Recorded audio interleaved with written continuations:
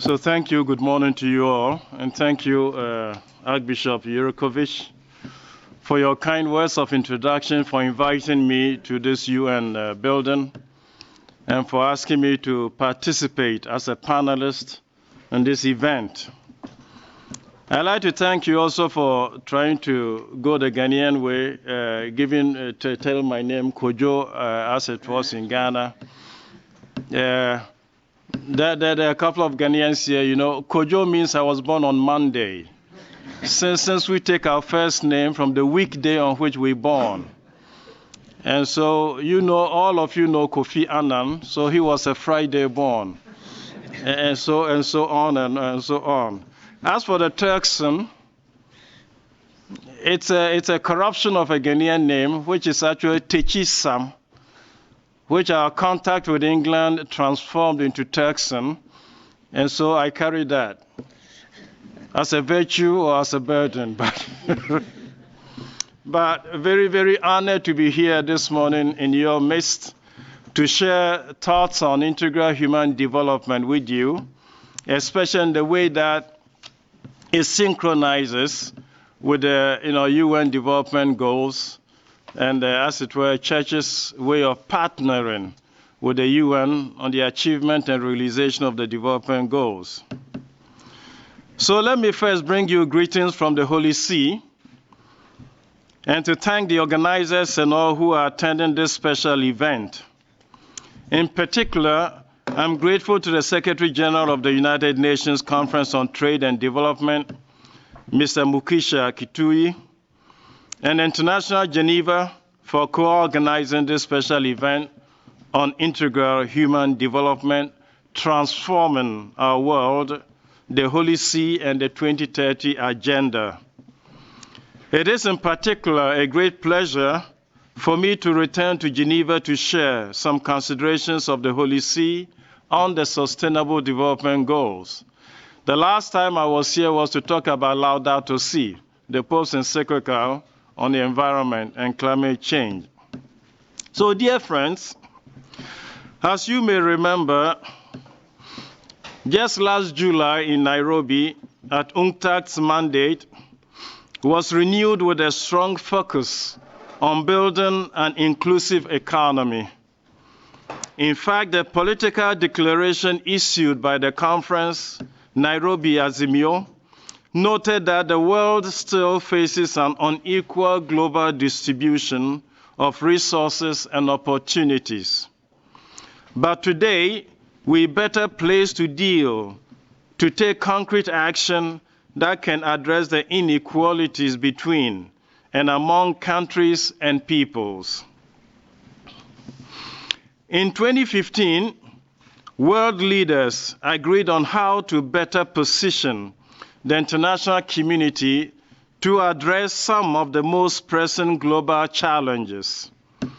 These agreements and outcomes collectively offer a blueprint for how the global economy, global society, and environment should look like in 2030.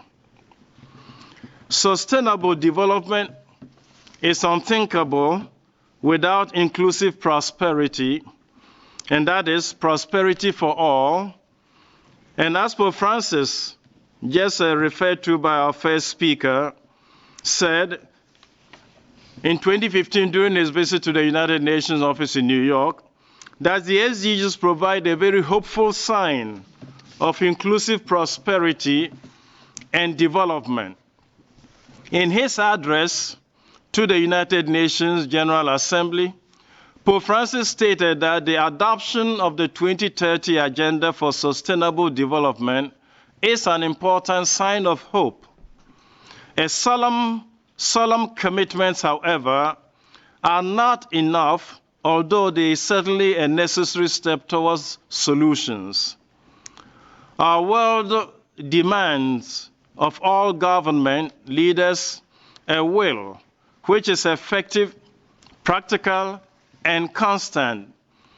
Concrete steps and immediate measures, then, for preserving and improving the natural environment, and thus putting an end as quickly as possible to the phenomenon of social and economic exclusion.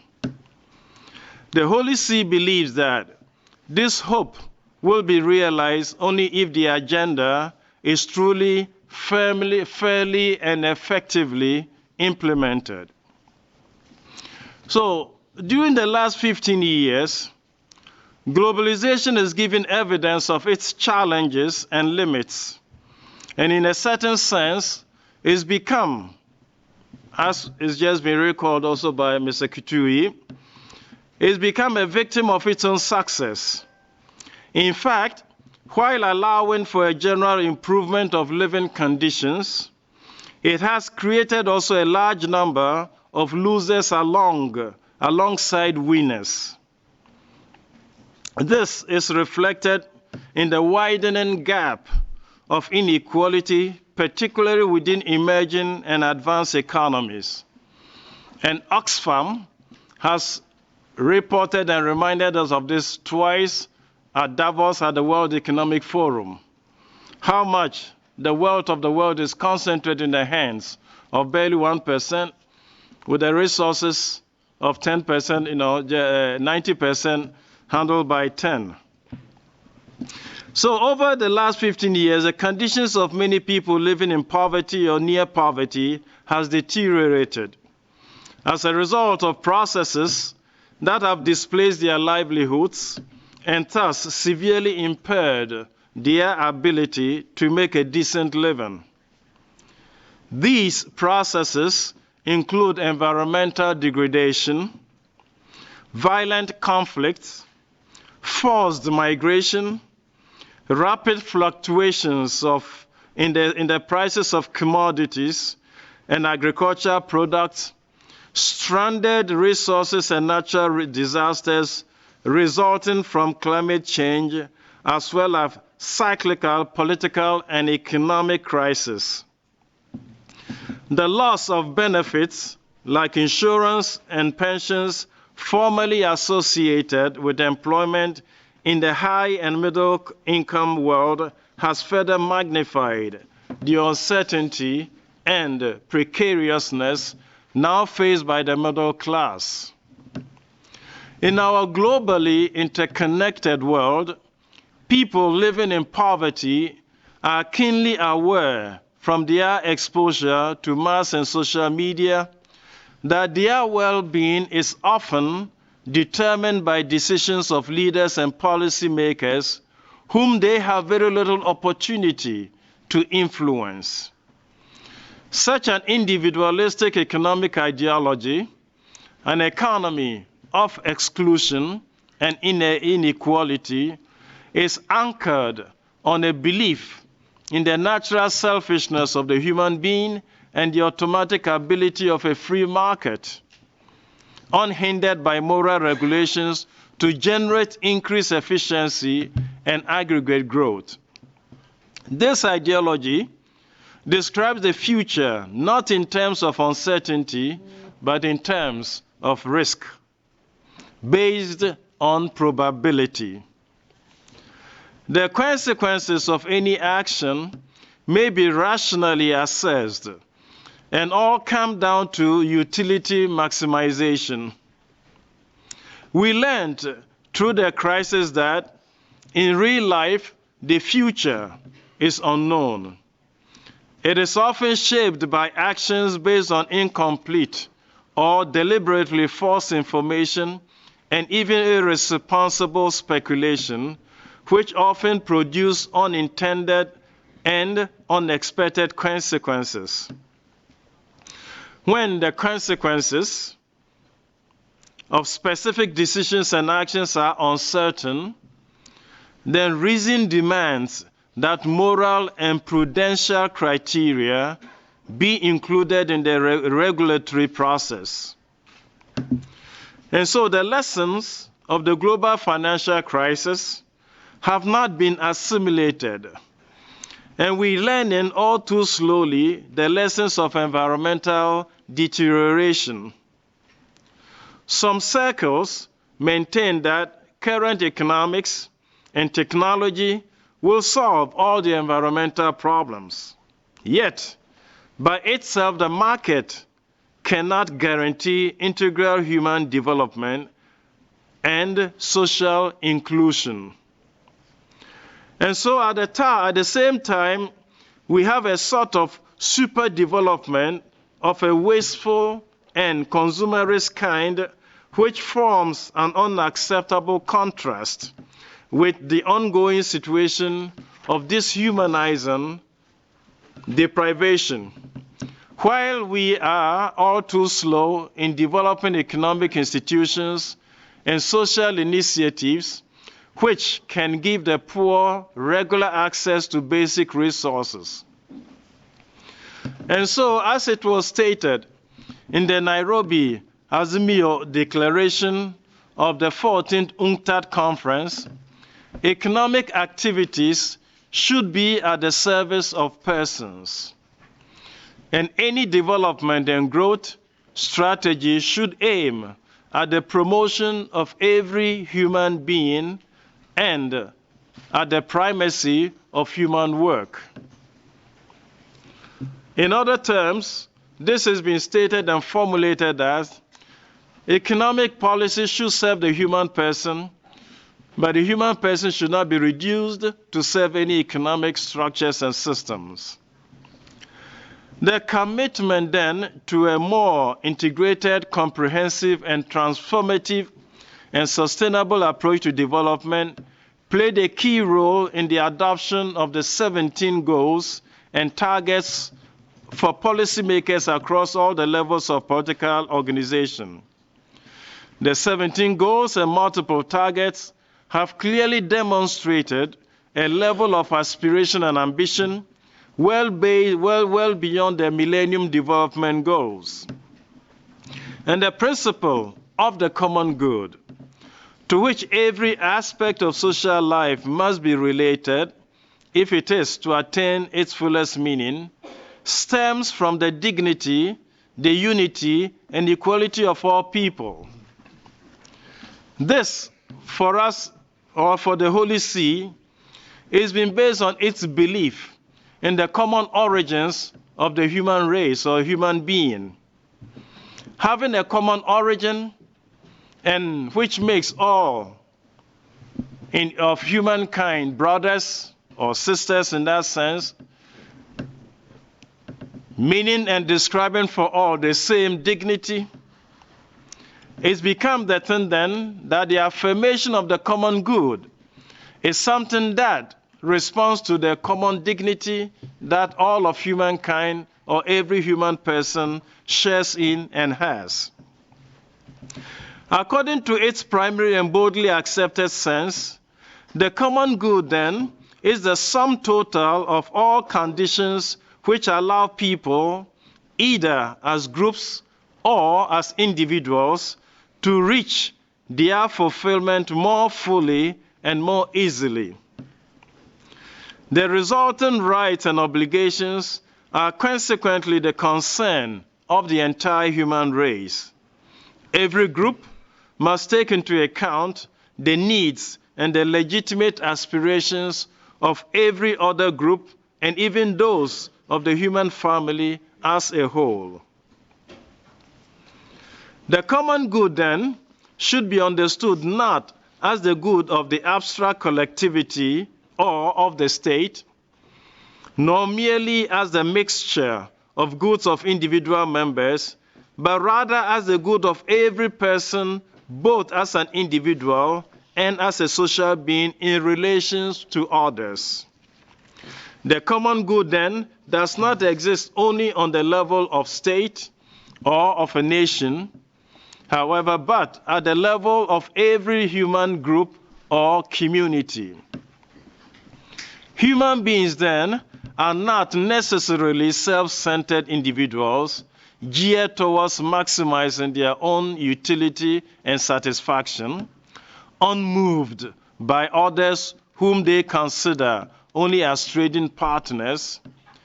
Human beings are persons, each of whom becomes fully himself or herself through relationship with other human beings, autonomous but not independent from others. Human beings, then, are characterized essentially by two features: by their dignity and by the fact that they are created for coexistence and to live and to mature in relationship with others. So through the 2030 agenda, the international community is choosing solidarity over egoism, solidarity with the excluded of today, solidarity with the poor of tomorrow, solidarity with future generations. The family, the natural and fundamental unit of society, is the primary agent of sustainable development.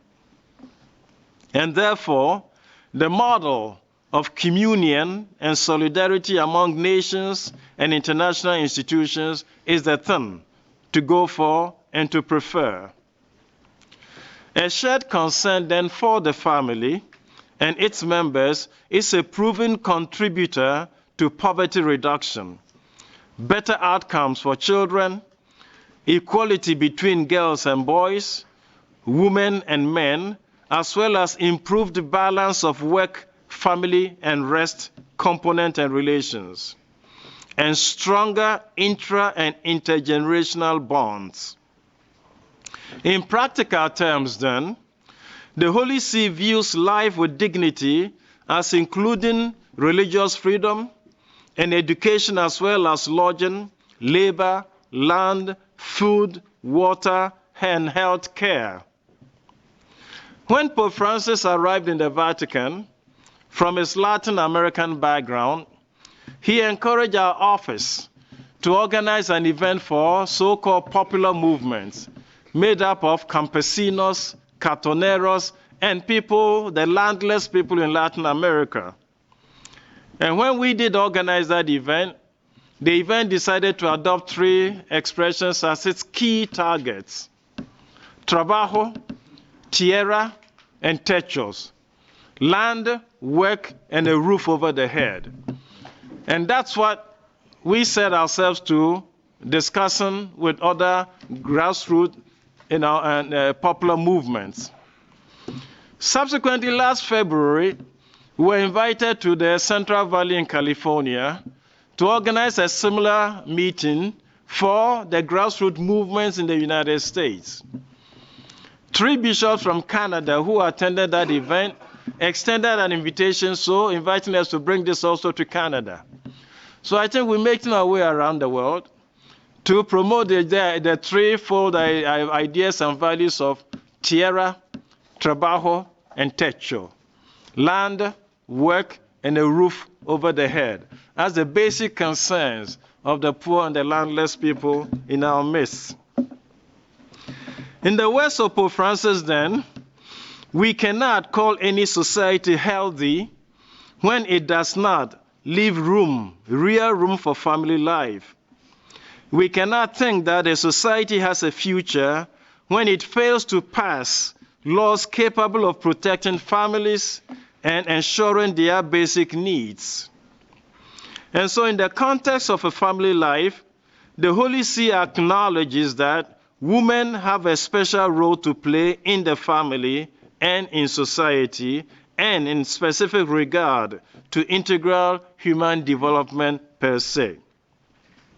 And this is due to their unique presence in the creation of life as physical and spiritual mothers who have special but not exclusive gifts that include defending, nurturing, and caring for life from conception until its natural death. The Holy See then believes that religious freedom shapes the way we interact socially and personally with our neighbor whose religious views differ from our own. And interreligious dialogue then permits us to speak to one another instead of taking up arms and opposing one another. Taking into consideration the ongoing atrocities against Christians and other religious minorities, the Holy See maintains that issues relating to religious freedom per se and freedom of conscience, as well as interreligious and intra-religious dialogue, must be given priority for the ultimate success of the 2030 agenda. Just as peaceful situation must also be promoted if the 2030 agenda is to succeed. The Holy See indeed thinks that more than the lack of finances, it is the lack of a peaceful environment that constitutes the greatest threat to the realization of the 2030 agenda. For if, as Pope Paul VI said, if the new name of peace is development, then development on its part also requires a peaceful environment for it to take root and to be realized. So we must all be part of the story, part of the solution to accessible, affordable care for these vulnerable brothers and sisters. If we look, for example, towards the third Sustainable Development Goal as a guide, we find a call to attain healthy lives for all at all ages. We must address maternal and child health, epidemics of AIDS, TB, malaria, neglected tropical diseases, hepatitis, waterborne diseases, and other communicable diseases, and reducing non-communicable diseases in order to meet the goal.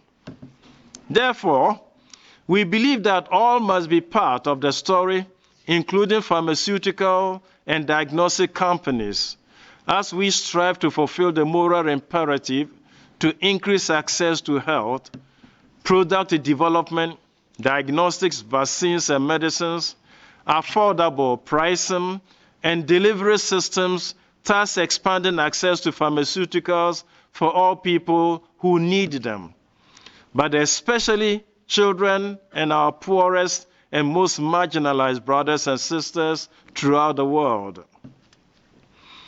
It would be irresponsible from the point of view of the Holy See to ignore the situation of mass migratory movement, and in particular the vulnerability of forced migrants, in a presentation that focuses on the projected achievement of the 2030 agenda. As this audience would be well aware, the SDGs contain a migration-specific target, namely 10.7, which calls on countries to facilitate orderly, safe, regular, and responsible migration and mobility of people, including through implementation of planned and well-managed migration policies. Second, there are several migration-related targets, including those projected efforts to train and retrain health workers in developing countries and other measures to mitigate the brain drain, to provide scholarship for study abroad, to end human trafficking, and to respect labor rights of migrant workers, in particular women, and to reduce the cost of transferring remittances, and to provide legal identity for all, including through birth registrations. In this context, then, Pope Francis has joined other religious leaders in appealing for better governance of migration and protection of those migrants who desperately need solidarity of both governments and civil society. He recognizes, however, that such measures can only be achievable under the following condition: a change of attitude towards migrants and refugees is needed on the part of everyone, moving away from attitudes of defensiveness and fear, indifference and marginalization, all typical of a throwaway culture, towards attitudes based on a culture of encounter, culture of dialogue, the only culture capable of building a better, more just, and a fraternal world. In conclusion, then, Your Excellencies and my brothers and my friends, brothers and sisters, Pope Francis has urged the entire international community to persevere on this path in a spirit of more effective solidarity, and in the hope that it will ensure that special attention is paid to those who are most vulnerable. And as he declared during the November 2015 address, this is a path which seeks to attain three complex and interdependent goals, namely, lessening the impact of climate change, fighting poverty, and ensuring respect for human dignity. Promoting the 2030 agenda, which the former Secretary General called the road to dignity, with a compelling and consistent narrative of human rights and dignity, Pope Francis could not have expressed support for this project in any better way. On the other hand, good intentions and solemn commitments are not enough. The present time invites us to give priority to actions which generate new processes in society so that we will bear fruit in significant and positive historical events. And this is why the Holy See itself has decided to merge 4 offices which in the past responded to various different needs in humanity, making it one with the name Dicastery for Integral Human Development, merging the office that hitherto took care of humanitarian assistance, the office which hitherto took care of medical and health situations, an office which hitherto took care of migration and people on the move, an office which formerly took care of issue of human rights and dignity of people. These have been merged to consistently take care of the needs we're talking about. And so the future demands of us critical and global decisions in the face of a worldwide conflict which increase the number of excluded and those in need. And the implementation of the SDGs represent an opportunity to rediscover how creative and effective multilateral and multi-stakeholder activities can be when guided by a common vision and motivated by a moral and a present imperative. Without the recognition, then, of certain incontestable natural and ethical limits, and without the immediate implementation of those pillars of integral human development, the ideal of saving succeeding generations from the scourge of war and promoting social progress and better standards of life in larger freedom risks becoming an unattainable illusion. So good governance and all the political instruments for the maintenance of peace and security for all are indispensable for the successful realization of the 2030 agenda. The realization, my dear friends, of the SDGs call for all stakeholders to exercise an effective, practical, and constant will. The wide-ranging Universal 2030 Agenda for Sustainable Development Goals falls on fertile soil here in Geneva, where the very many offices of the UN are found, and where the ability and capability of merging and working together is more easily realizable.